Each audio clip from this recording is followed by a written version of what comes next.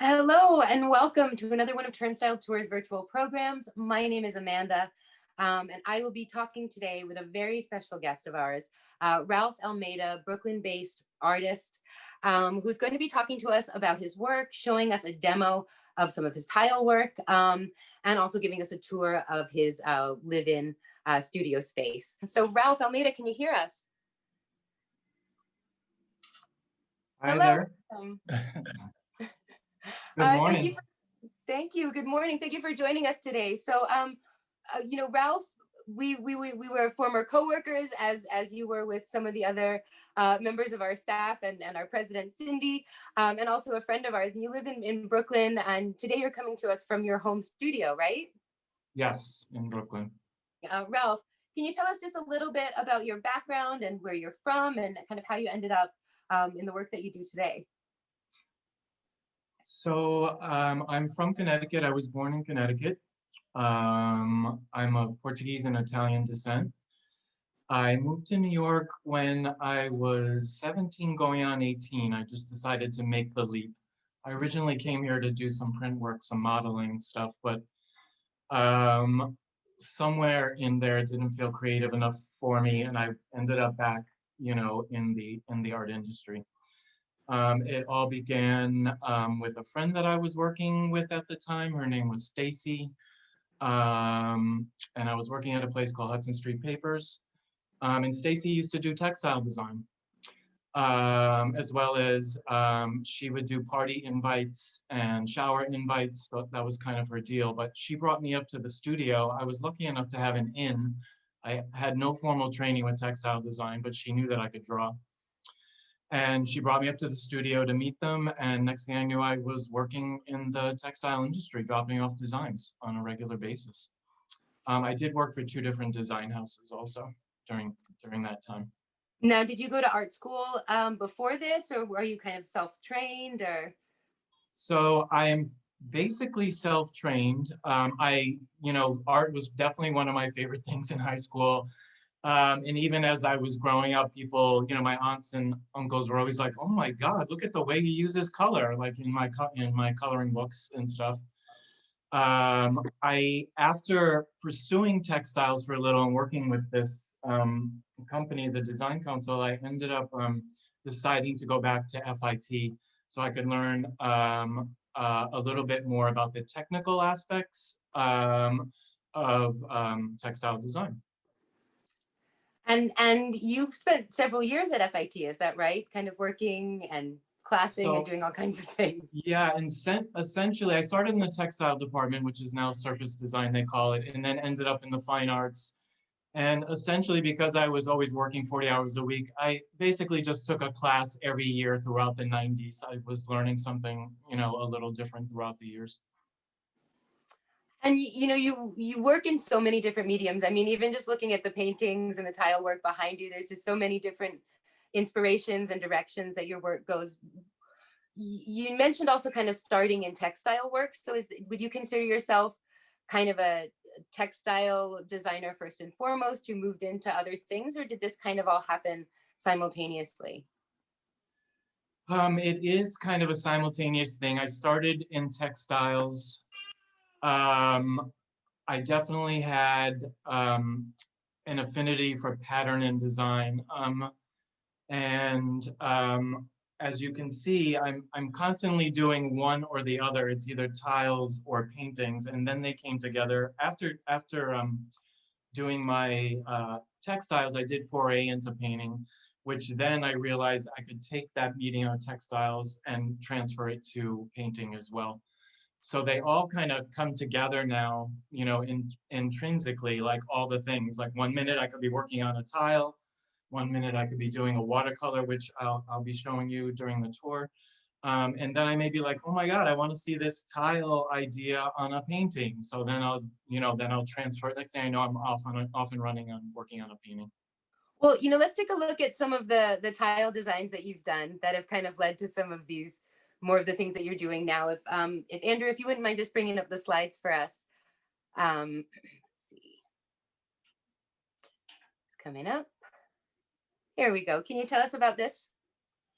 So this particular design was kind of a mashup of some stuff. It definitely had some Mexican influence, but there was definitely other influence. Sometimes I mosh things up based on how the design works together. I use resource books all the time, such as this, to help me come to the conclusion.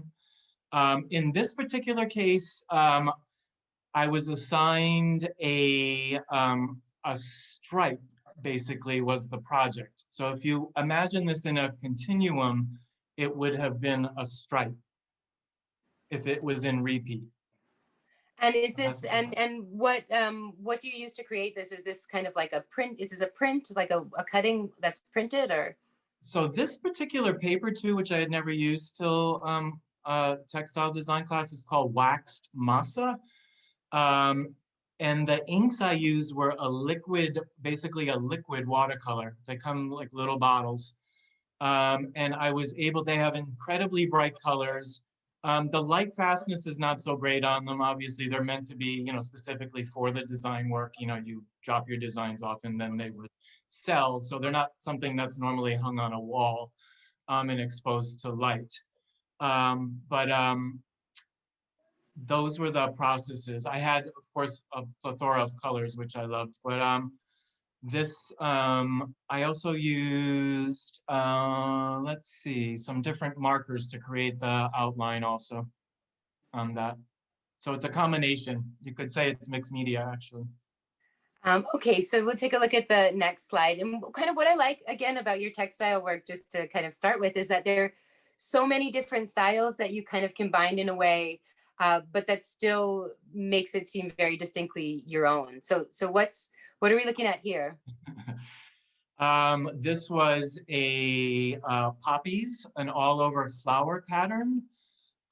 This pattern is not in repeat. Repeat is like is formally putting something into a repeat pattern, but that's a whole nother tutorial that you learn in class, how to put a pattern in repeat. And these days, because back then I was doing handwork, these days you can scan a print in and put it in repeat automatically. You don't really have to do the handwork as far as putting something in repeat. But I was definitely attracted to poppies and the bright red color, so I chose this as my all over pattern. And this is once again the watercolors, the ink watercolors that come out of the little bottles. And then the background, the black, was a gouache, which we know is a little more opaque than watercolors. And if you had have you had many of your textile designs like produced into actual textiles and fabrics and things? I didn't get to see a lot. At the beginning, I was designing a lot of stuff for the design council. It was the style council doing business as the design council, but they had me doing real funky, fun stuff like you could imagine for jams. Back in the day, they were called jams, and they were board shorts, basically. So I was doing a lot of those designs at the point, and I know the designs were selling, but I don't think I ever really got to see anything fully produced. All right. Well, I don't want to, I know we've got a lot to do, so I don't want to get hung up too much on the textiles. Kind of move a little bit into the painting a bit. So this is a picture of you doing a painting. And one of the things that is interesting when you look at your website, or when we've talked before about the style of your work, I know you're very influenced by modern artists and by modern art, and also, by pop art and surrealism, but also by the more natural and kind of more ancient cultural arts. And so if we just take a look at the next slide here,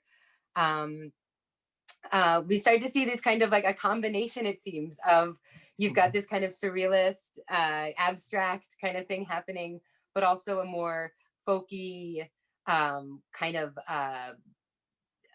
thing happening. So yeah, can you talk a little bit about what these are? Great. So the painting before, I will be showing you later, it is finished. These two particular, the top left-hand side is what I'm referring to now in these images. That comes from the Portuguese tile style called azulejos.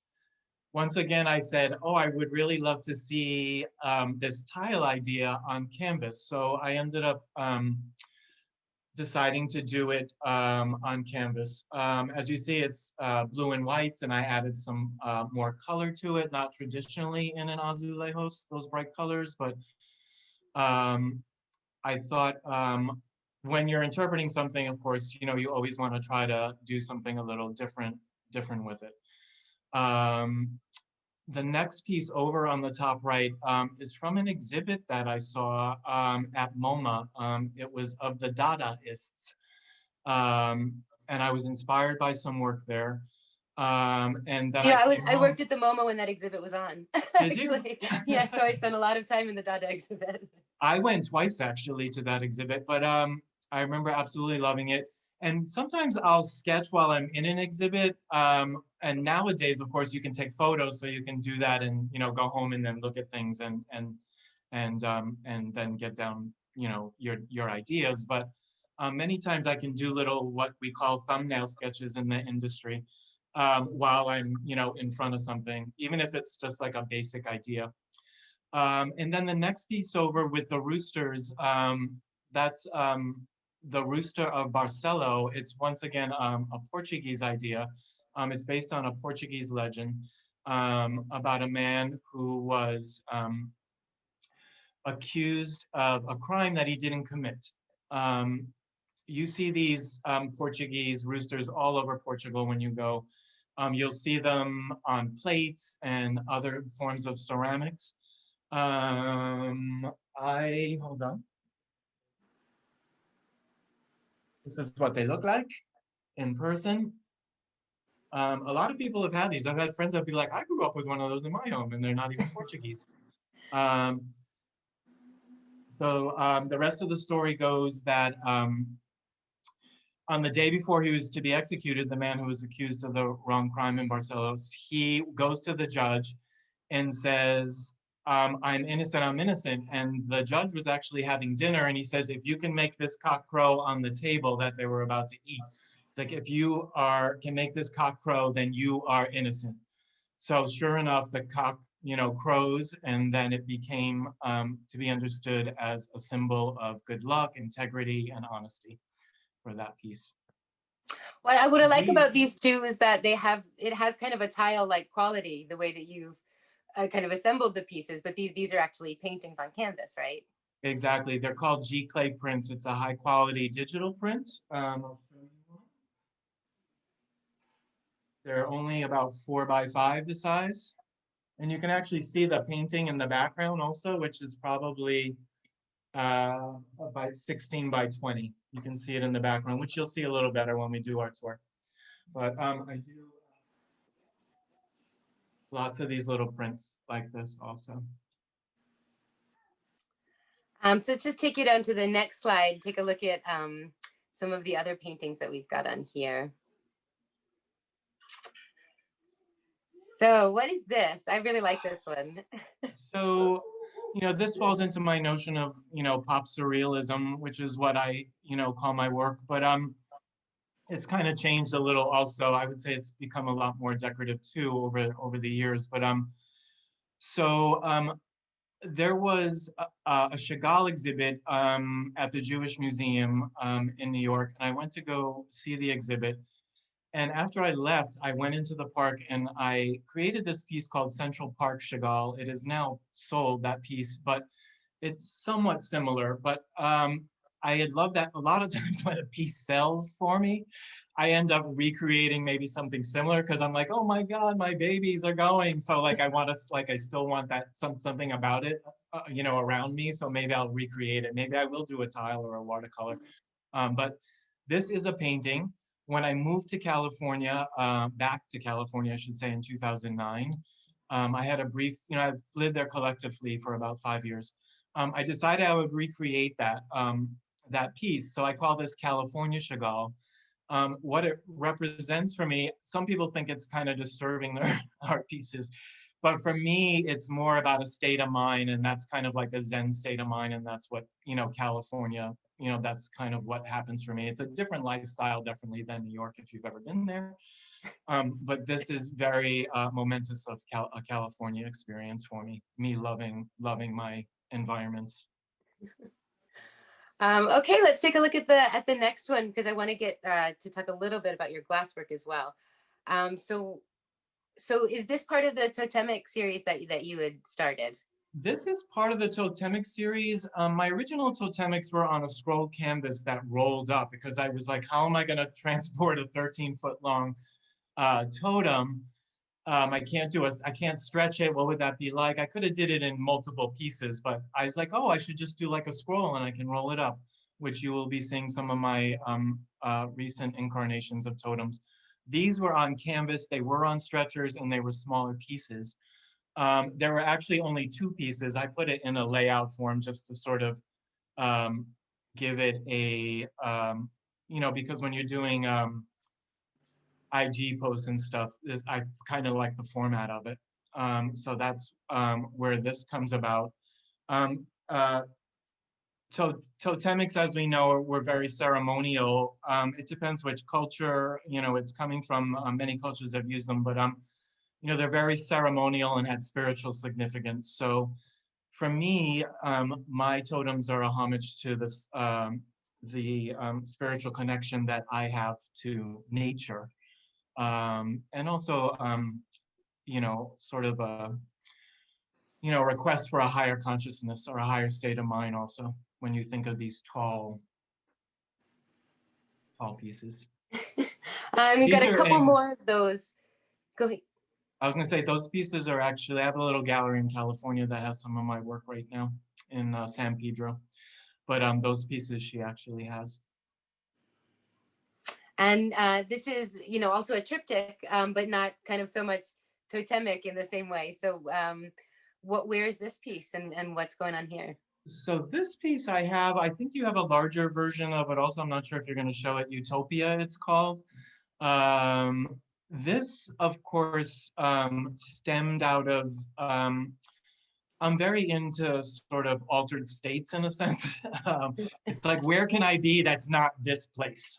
That's not this horrible world, even though we know I love the world. I love life. I don't think it's a horrible world. But, there are moments as a Cancerian where, I'm introverted and want to be in my shell versus out of my shell, the extrovert. But so this is Utopia. It's a place, you would say that's in my imagination where you would want to go, knowing that it's a safe space. I kind of use, like, you see that bird figure in the center? So this sort of, for me, is like a very protective device that I use, a protective symbol for me, almost similar to when you think of the Turkish eye. That circle, which is a very protective, to ward off evil kind of thing. And as I said, I think we have, okay, so this is the kind of bigger. That's the larger version. It's much larger. Each panel, I want to say, is 30 by 40. But different colors, of course, I was trying to make it a little lighter. But it has a lot of movement, which, when we think of pop surrealism it's whimsical, it's dreamy, it has all those aspects that what we think of pop surrealism. It's kind of an overplayed term, I say, but, they say it came out of the term lowbrow, which is like the opposite of highbrow, and it came from the 70s, when Kenny Scharf and Mark Ryden and Robert Williams, who started Juxtapose magazine, Robert Williams actually coined that term originally, lowbrow. But pop surrealism kind of came out of that. And the next one again, LA movement also. And this is another one of the totemic series. Is that?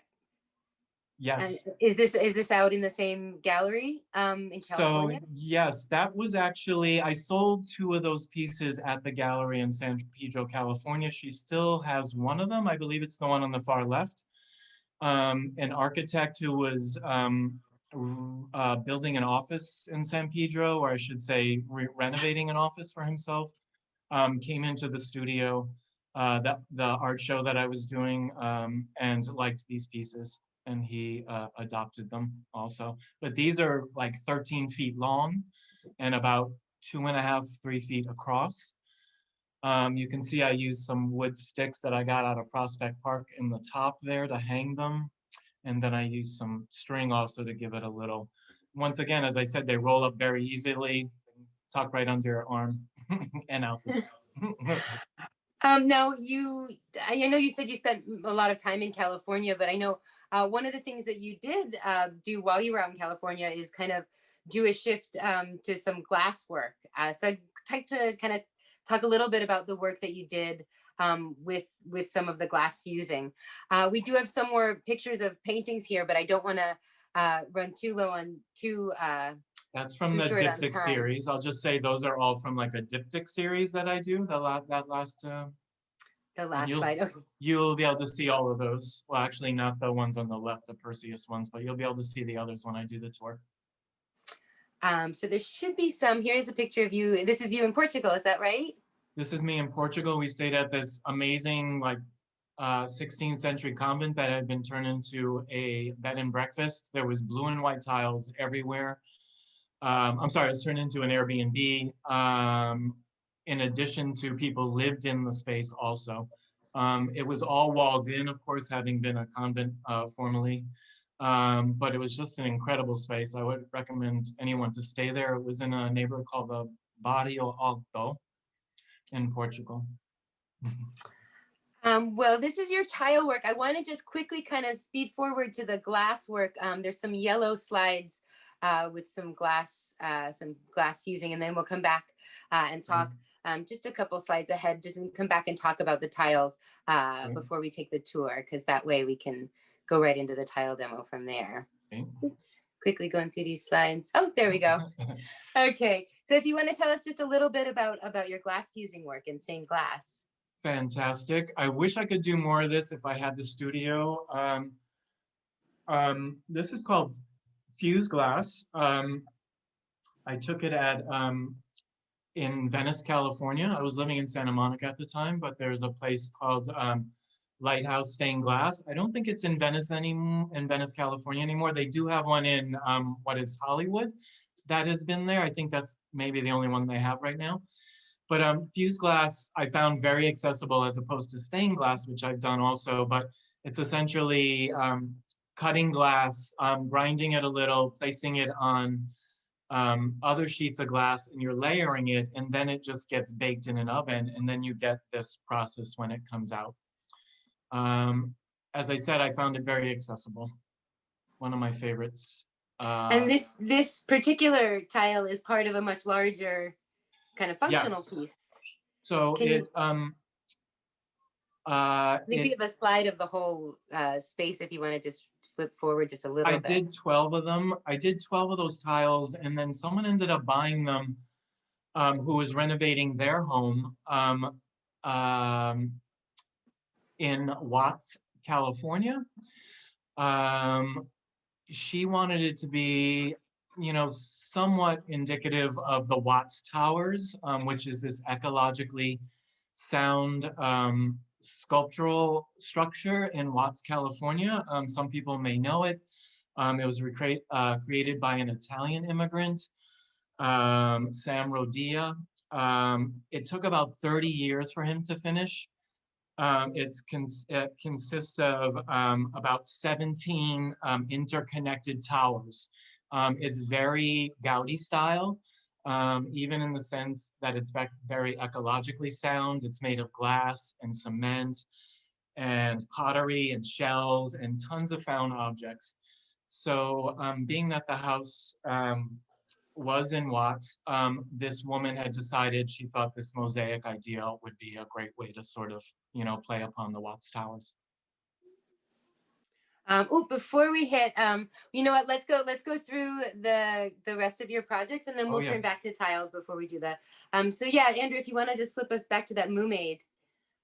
So I think a lot of people who live in New York and certainly on the East Coast, I don't know if they do this on the West Coast as well, but they had these, not the cows, but I remember in In Miami, they had roosters. There were also dolphins, I think, in Fort Lauderdale. They have them. Flamingos, Connecticut, there's flamingos and flamingos. bears, and there were In New England, variations. they have them in various locations. So can you tell us about this project? As far as I know, was this the first kind of leg of this project that happened? Was They that did maybe a couple more before this. Um, I think some people were a little like cows in New York. What is this? They were like, why isn't it roaches or pigeons or something? You know, they wanted to see something that was more appropriate for New York. But in 2000, there was a call by the public art program in New York, the consumer art art consumer art department in New York. They called for this project. I sent them 3 different ideas. This was the one they chose. It was life-size cow. It probably weighed about 100 pounds. It was fiberglass. It was hollowed inside, so it was a little light. It required acrylic paints I used.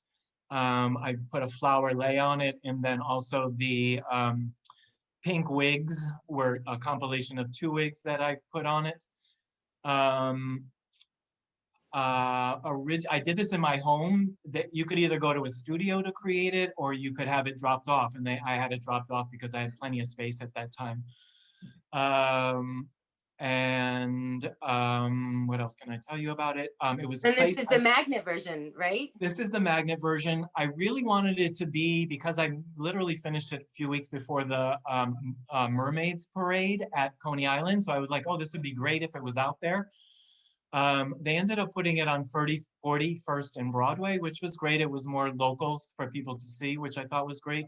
I think they had some problem when they first put them out with vandalism in the outer boroughs. So they decided to not put a lot of them in the outer boroughs for that reason. But anyways, this one was on 41st and Broadway.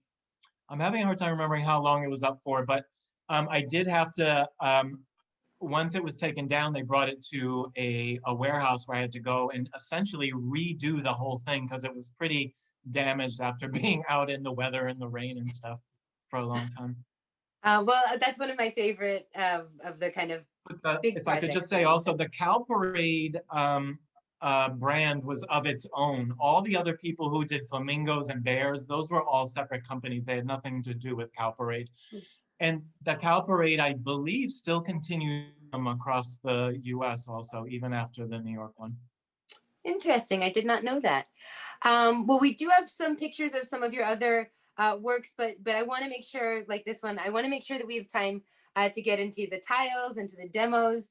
So Andrew, if you wouldn't mind just bringing us back to the start of the tile slides. So I know one of the big things that we wanted to talk to you about is your tile work, because that's one of the things that a lot of people know you for, of course, as well as your paintings and other things. But so can you tell us a little bit about how you got started with the tiles and kind of your inspiration for those? Yes, absolutely. So I was probably painting all through the 90s. I stopped textile designs, probably by the mid 90s. And then decided to pursue more painting. Textile designs I liked, but of course you always had to do what was in the industry, what was going on in the industry. And it didn't always suit my taste, when they were telling me to do something specific, even though I did do it. But so I was like, I think I'm just going to focus on painting. My friend Jay was teaching a course at the time and got me into some painting. And then from there, I started doing some outdoor shows.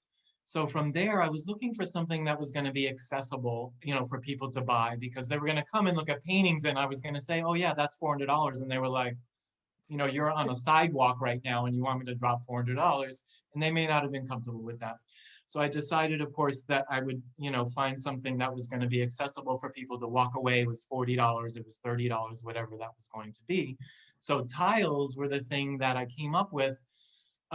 Essentially, I did ceramics also as a kid growing up. There was something in my hometown, a studio that was like a paint your own studio, and I would go and work there. And I would do some amazing gifts for people around the holidays, and I just really took joy to it. So I came right back around to that when I, decided what that accessible thing was going to be. This piece is from my series, The Bounty, which is very essentially um, a horn of plenty for me. When I moved to California, I created this piece, and it was an affirmation to myself saying things were going to be good. I'm going to come back from the harvest, and there's going to be lots of, the bounty I was going to reap what I sowed, kind of thing. There was going to be lots of fruition, essentially, for me. So I was trying to set myself up with some good vibes. And that's where this comes from also. Once again, it started in a painting, it went to a tile, maybe it ended up on a watercolor also at some point. I know it did. And this is one tile that we're looking at. This is actually 2 tiles. I can probably pull those out at some point when we're looking at tiles. It's only 2 tiles that I put into a repeat. This is how I sort of create my masks also. I can take something as simple as 2 patterns, put them together and create something that's a repeat, and then put it into, my mask designs. Hey, let's take a look at some of the other tiles before we get to the demo and the tour. So this is kind of, tell us about, this is kind of similar to some of the paintings we were looking at a bit earlier. Exactly. This, of course, holds cultural aspects. We're looking at the Gallo de Barcelo, the Rooster of Barcelo, which was the legend I told you. The next one over is sardines, sardinas, which are something that's very popular in Portugal, of course. They're eaten everywhere. The next one over is the heart. They call it the Coração de Vienna. It is the heart of Vienna. Essentially, it's a sacred heart. I did those when I came back from Portugal in 2017, I believe those. Have you spent a lot of time in Portugal and in that kind of part of the world? So I went to Portugal in the late 80s. I was lucky enough to have someone buy me a ticket to go there. She was the boss, Helene, to go. It was a very sweet gift. And then I went recently in 2017. I was much more connected in 2017 because my tile, the whole notion of tiles, as you know, was explored and started probably in the late 90s. So when I went back, I was like so interested to see all the the tiles when I went back. I had a newfound experience of what tiles were. So I was delighted. I really want to go there and spend like a year. I would love, possibly find a residency to learn even more. There's aspects of tile work, I would really love to explore, especially relief tiles, which usually involves, it's a little more difficult. It involves carving into a mold and then pouring the slip, which is the clay, into the mold. And then you, of course, pop it out, and it has a little raised effect. Those are called relief tiles. And actually, we have a question from the audience. Marilyn wants to know, the designs on the tiles themselves, are those glaze? Say that again, I'm sorry. Are the designs in the tiles done with painted glaze, or do you draw them on first and then glaze them in? What are they actually made out of? So it starts with a very simple tile, what is called a bisque tile, which I will be showing you. A plain white tile. I then put a pencil line on it, which I will be showing you also on the tile. Then the paint happens. There's glazes that are involved. And then there's a final coat of what is a clear glaze that goes on top of the colored glazes. That is the basis of these. And then they have to get fired in a kiln also. So these are all, and they're a water-based paint actually also, those colors, believe it or not. Well, I want to get to the demo because I want to make sure that we have enough time to do that. But just one more slide, quickly, if we could just show your, you do a number of, you have a number of your tiles in retail locations. One of them is the Tenement Museum shop, and we've got a slide of that, mother tile. Mother tile. If Andrew, if you could bring that up for us. Sorry to kind of cruise through these. And also for audience members who are watching, just a note that Ralph's got so much beautiful work, but we're just not going to have time to go into all of it today. Check out his website, his Instagram, his Facebook. You can take a closer look at all of his work there as well. So just quickly, can you tell us about this tile, and then we're going to move on to the demo. So this tile I was asked to create by the former director of the Tenement Museum, Helene. There was a company named Our Name is Mud that made a mother tile, and then it was much simpler. It just had text, and they stopped making it, and Helene asked me to recreate it because it was a good seller. So I did this tile. Here's the original. The ones you're looking at are reproductions. They're 4x4. This is a 6x6. You can see it has glaze on it and everything. So she asked me to recreate it. I was being inspired by some arts and crafts movement, deco-y stuff at the time. So that's kind of what I incorporated into that. I feel like it's got a little Frank Lloyd Wright's kind of thing going on. Totally. Totally, very cool. I like that one. And from my own experience, working in and out of the shop at the Tenement Museum at times, I know it was a very popular item at the shop as well. So Ralph, if you would just do a very quick kind of walkthrough, we can pull the slides down here, a very quick walkthrough of your space, and then take us over to the table to do the tile demo. I think people are ready to see how you do the work. Right. So I'm going to lift up my computer at this moment. I'm just going to turn my camera off just so that we're not distracted here, so we get a full view of Ralph. Trying to figure out, I may need to step. I'm going to try to kind of do a far away view, and then maybe so you can see some of the pieces. So this is one of the first pieces I did in '92. I was still doing textiles at this point. It was my imagination of the creator. I imagined the creator a woman of ethnically diverse. It was inspired by a Frida piece. I'm going to just kind of bring it in a little bit more so you can see some. Beautiful. We saw some of those before. Tiles.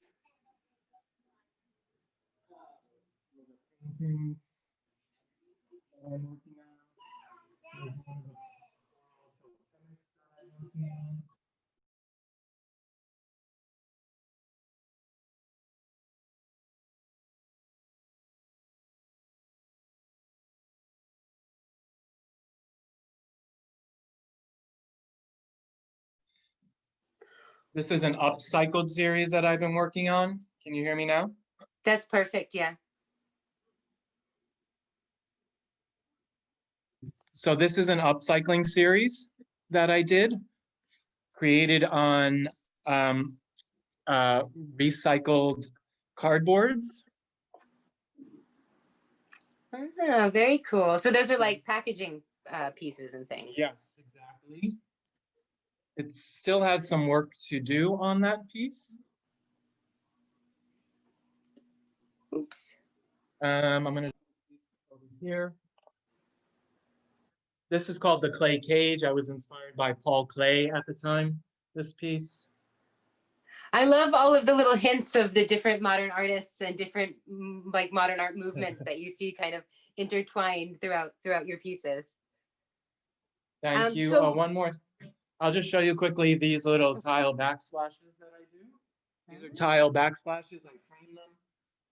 So you can see it consists of 6 different pieces. This is so you can hang these tile pieces that I'm creating. Can you hear me now? That's better, yeah. So you can hang these pieces. I've made it so you can actually pop those pieces off if you decide to install them as backsplashes in your kitchen or wherever else. I do a lot of stuff with elephants. Very cool. And I know that relates to growing up with elephants. My mother collected them as a as I was growing up. We know they're a symbol of good luck. All right. Well, for those of you who that was a little bit shaky and we did lose a bit of sound, just want to let you know that Ralph does do by appointment open studios. So if that's something that you're interested in, by appointment, very social distanced and all following COVID protocols at the moment. But if you're interested in checking out his studio, you can contact Ralph. We'll drop his email into the chat box as well. Sorry about the sound. What was that? Said sorry about the sound. Oh, not your fault. Thank you. I think everybody understands that we're, the type of technology we're dealing with here. So Barbara would like to know if you can show us some of your masks, but I want to get to the tile demo as well. So if you want to just quickly show us your masks, and then we'll move on to the demo and we'll talk a little bit more about masks at the end. So these, I will show you quickly, are some of the masks that I do. There's different patterns. They're based on tiles. They're based on textiles. They're based on paintings. And I'll just put one on quickly. This one is from the Dada painting.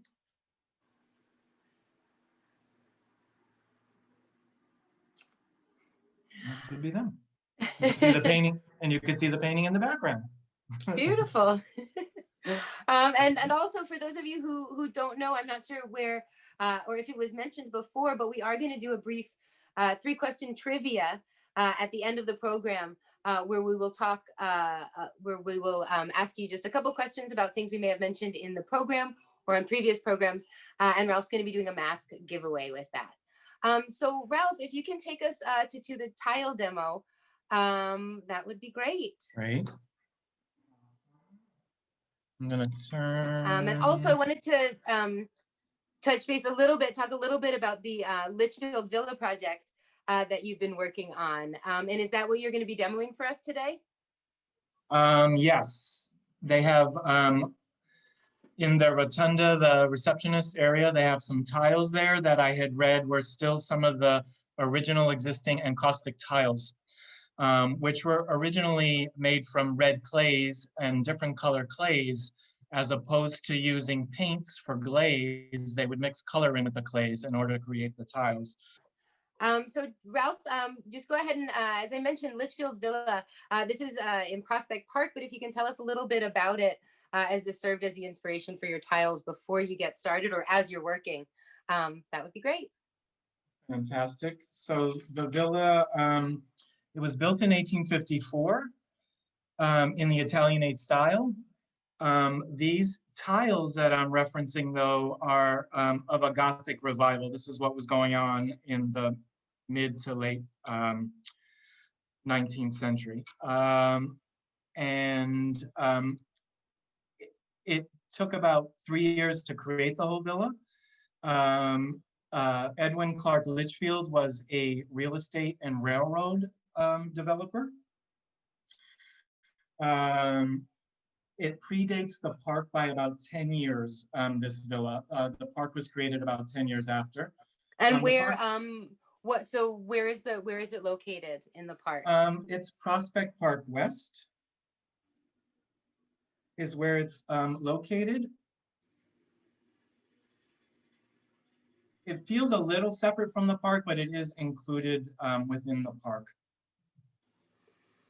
Okay, and so it's now used as the park headquarters. They bought it for like $1.7 million in the 1870s, I believe. And you said that these tiles and that the series is kind of inspired by the tile work in Litchfield Villa. And so what kind of tile work is that you're kind of using as inspiration for this?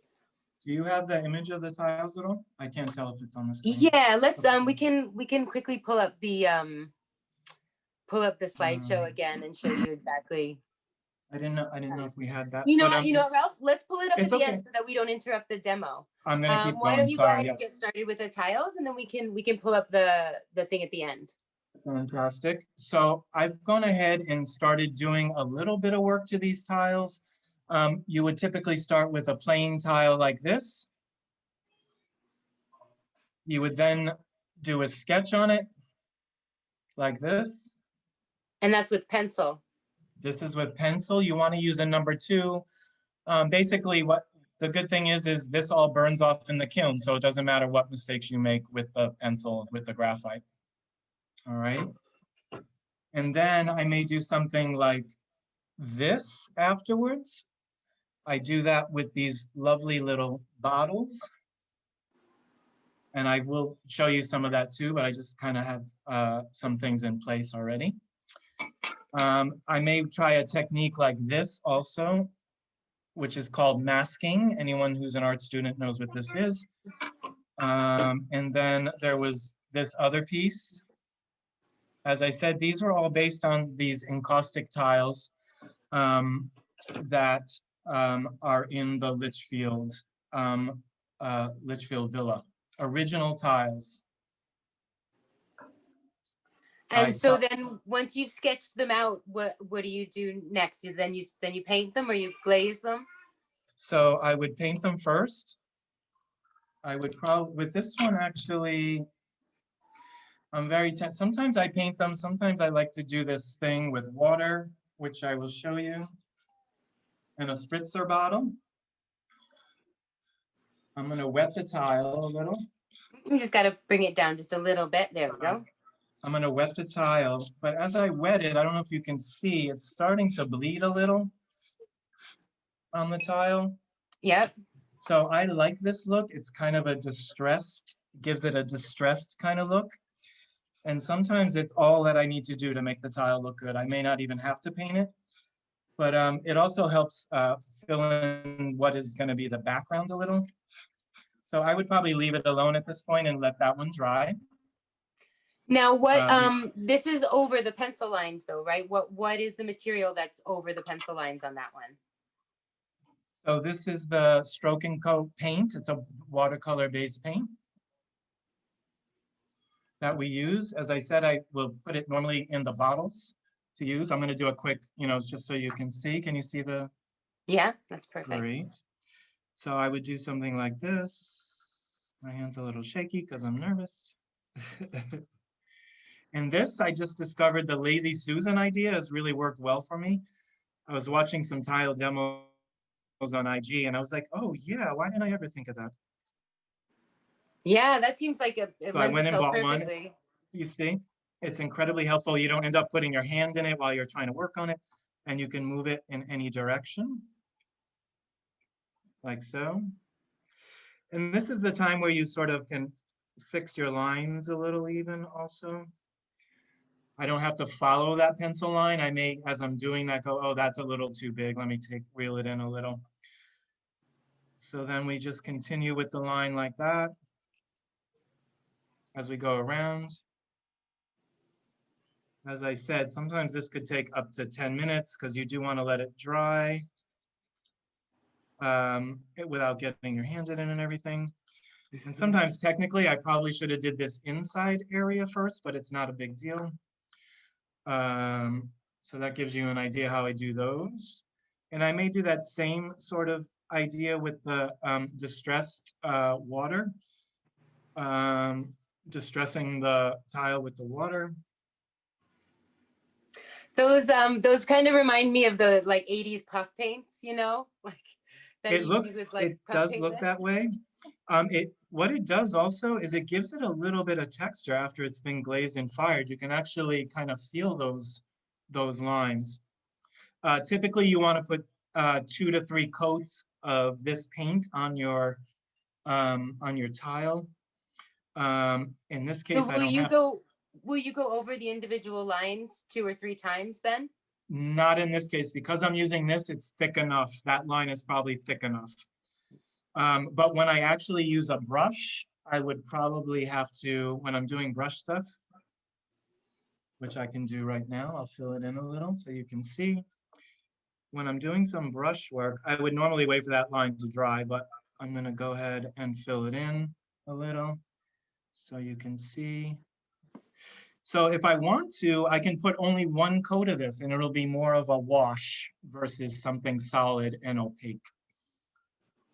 So I can go really light if I want. or I can go heavy with the first coat. It all really depends also the look that you're going for. I'm probably going to reach out to the next tile just so you can see all the designs I'm working on. So this is Um, kind of typical for me to not just like, if I'm inspired by something, I won't do just one tile. I'll probably end up doing multiple. As you can see, it comes from my textile background, because you are constantly having to give treatments to things. Like, what does it look like if it's in these colors? And what does it look like if it's a stripe? You always have to have variation in textile. So I kind of did that with some of these. This one, as you can see, would be a stripe if it was put into repeat, or a border. You can see it along the top of something, right? yes, Maybe I'm definitely. great. And then this is a little bit more ornamental, because I like my ornamental. I think we're going to show the tile. So I kind of abstracted it also. Of course, if you were to imagine this in repeat on the other side, but I kind of zoomed in on it. And then, of course, florals. I love any kind of florals too, something that looks like a floral. So I did a And so, floral. And then this one is a little more geometric, because that's what one of the tiles was mixed with, some of these ornamental styles in the Litchfield Villa. So for this one, though, I would do something really quite simple. As you see, I did some masking already. I was going to do some more, but I know we're a little limited. But so I would take a sponge. There's a multitude of techniques you can do, but I could paint those spaces in, but I'm going to go ahead and sponge. And then what happens when you go to lift up the tape, anything that was blocked by the tape will remain white. So I'm going to do a little square so you can see. so Ralph, we're actually almost out of time, and I want to make sure that we have time to do the trivia. Great. So I think what we're going to do maybe is, if you want to just kind of keep working, and I will kind of start to Excellent. explain the trivia. If you want to just mute your screen quickly so I can just talk over you while you're working. My computer screen, right? Yep, yeah, if you just go ahead and mute it, you can put your camera back down so we can see you working. And then I can quickly just explain. So for those of you who are interested in joining us for this trivia, Andrew is going to drop a link into the chat box, or you can go to menti.com, menti.com, and enter the little code that we're gonna put up on the screen as well. So quickly, I think we should just do a practice for those of you that are interested in participating, just to make sure that we're all doing this properly. So if we bring up here we go. And as I mentioned previously, but I want to make sure that everybody is aware, this is a trivia for a prize. So Ralph has been generous enough to donate one of his masks to our trivia here, and whoever gets the most amount of right answers in the fastest time will win a mask. So very quickly, this is how you play. You click the link, as we mentioned in the chat box, or you can use the code at the top of the slide here, the 4844887, and enter that into menti.com. When you get there, enter your name when prompted. Wait for the prompts to answer the questions. The faster you answer, the more points you get. So let's go ahead and do practice one.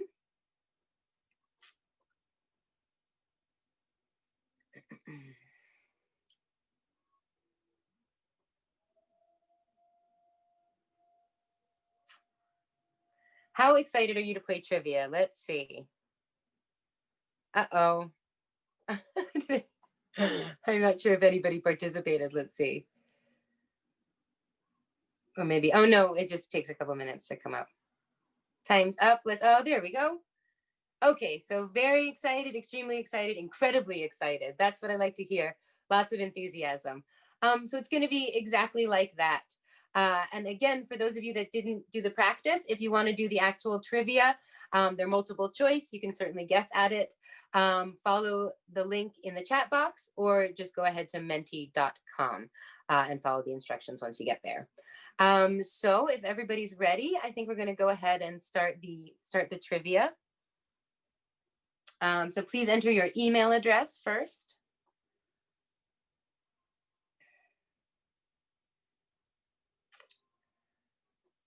Okay, and then just like the practice there, a number of one trivia question will pop up. You'll have the chance to answer it. You want to answer it as fast as you can, because the faster you answer it, the more points that you're actually going to get.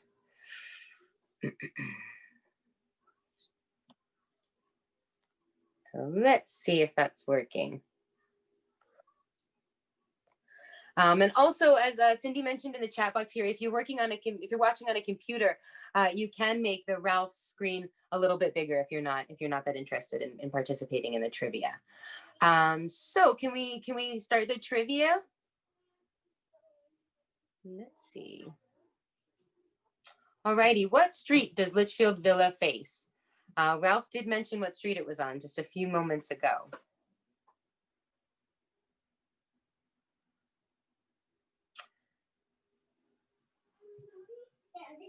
Okay.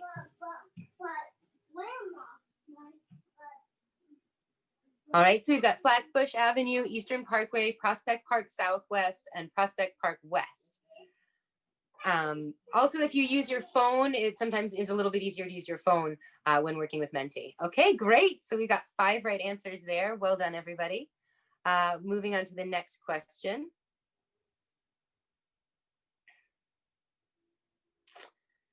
Litchfield Villa is a New York City landmark on the National Register of Historic Places. What year was it added to the National Register?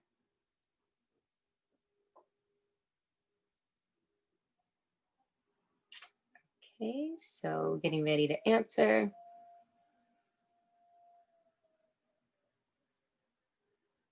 (1965, 1968, 1977, and 1999. I'm not sure that Ralph did mention the exact year, but he definitely mentioned the decade. So that should help a little bit.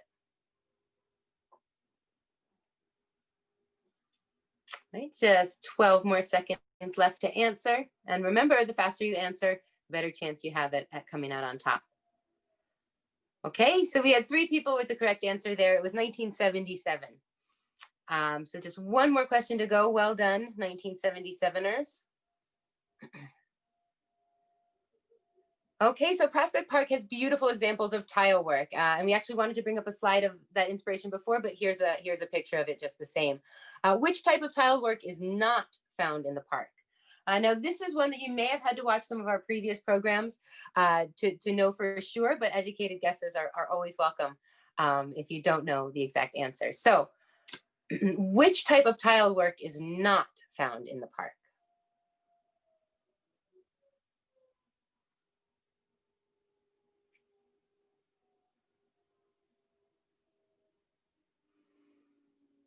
Okay, just about 20 more seconds to answer that one.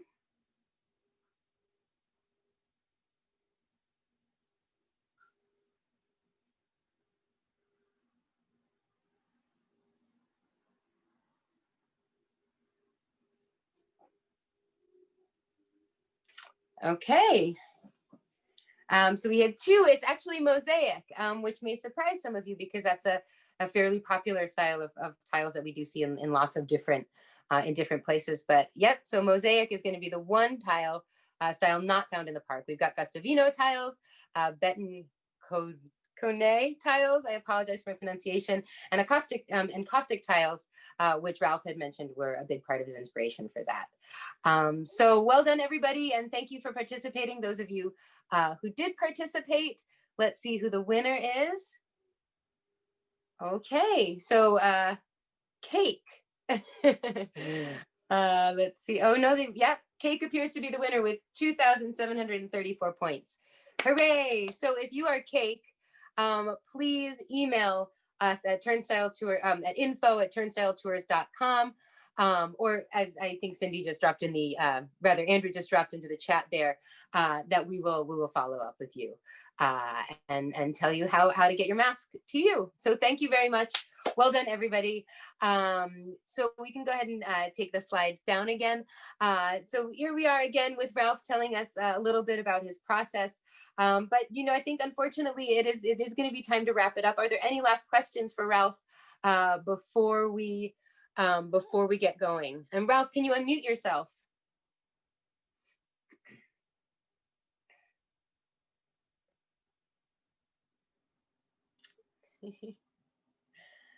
Okay. There you go. So if you can quickly just kind of talk us through what happens next after you paint the tiles and put them, what do you do once they've dried and they're painted and ready to go? Excellent. I will show you what is the final step. Of course, I kept adding a little to this one while I was working. I wanted to show you what the masking looks like when you take off the tape. It creates this will help create my geometric tile that I'm trying to incorporate with the ornamentals. But then you put this glaze over everything. And then when it gets fired, it'll then come out clear. Then you get glazed. You can even see the shine. It comes out with the shine in it. Beautiful. Well, if there are any last questions, I think we kind of have to wrap it up because it's 12:07. So it is time to kind of get moving. But thank you so much, Ralph, for joining us today and for the beautiful work that you're doing and for your generous mask donation. And before we go, we do have a couple of questions about where audience members can purchase your work and how. So if you can just tell us quickly, and Andrew will also drop it in the chat box for us. At this point, I don't have an Etsy account. I'm working on that, but everything could be, you can view stuff on IG and Facebook, or you can just reach out to me via email, let me know what your needs are, and then I can, curate it that way also. But I do have a lot of tile availability. And then you've got tiles available. You do have some mask designs still available, a number of different masks that people can still purchase, including that pattern. I know that there's one with the blue and white. Mini prints. Beautiful. So if anybody's interested in that, really the best course of action, go ahead and shoot Ralph an email or contact him through Facebook or Instagram, and through his website as well. And one more time, Ralph, thank you so much. Anything else you want to say before we let you go? Thank you so much, Andrew, Cindy, Amanda. I'm honored to be here and share my work with everyone. Thank you. Well, thank you for sharing, and it was so much fun talking to you today, and I hope everybody enjoyed it. Seeing lots of comments about how much everyone loves your work. So thank you for joining us. And Thank everybody you. have a wonderful day. We hope to see you again soon. We've got another program coming up on Tuesday and a number after that. So thank you very much and enjoy the rest of your day.